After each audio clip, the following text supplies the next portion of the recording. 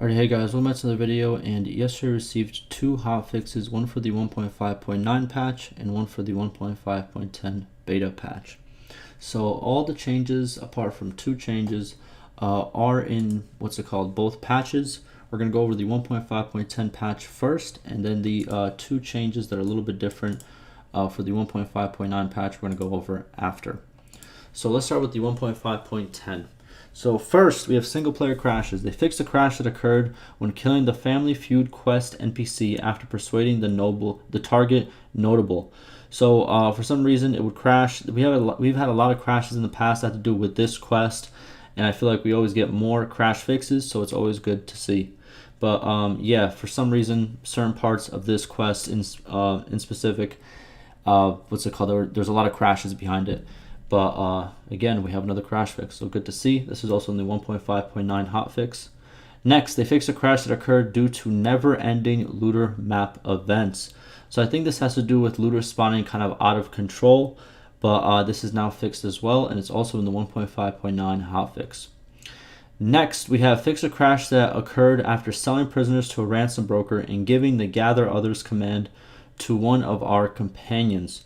So for some reason, if you did 1 and then 2, a crash would occur. Now it should not occur, so now you can actually do that same sequence. Next we have is fix a crash that occurred after completing the disrupt supply lines conspiracy quest. So this is one of the quests in the main storyline. For some reason there would be a crash, now there shouldn't be. And lastly, for the single player crashes, fixed a crash that occurred in the inventory screen due to the equip/inspect panel of equipped items. So if you equipped an item, then you inspected it, for some reason there would be a crash, but that is now fixed as well. Next we have is single player fixes, and first one is fix kingdom decisions that had no plausible decision outcomes in edge cases. This is also in the 1.5.9 hotfix. What I think they do mean by this is there's some voting situations where literally it's 100 to 0, and I think they have been trying to fix that over time to kind of make them a little bit more closer and to make your voting more impactful. So hopefully that is what they are talking about.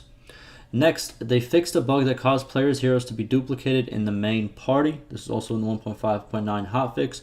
For some reason, your hero and other companion stuff would be duplicated in your party screen, and if you go into just a screen with all your troops, you would be duplicated for some reason. That is now fixed. Previously, we had some duplication glitches, duplication bugs that had to do with an encyclopedia. Now they're in the party screen, but both should be fixed at this point.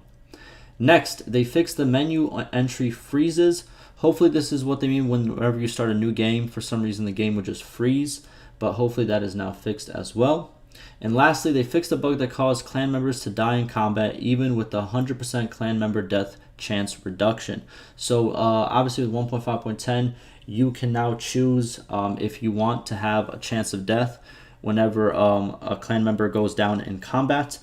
There's a choice to turn it off completely, and there was a problem, pretty much a bug, where they would still die even though you chose to turn it off, or change it to 100%, which is the same thing. But that should now be fixed, and it should be working as intended.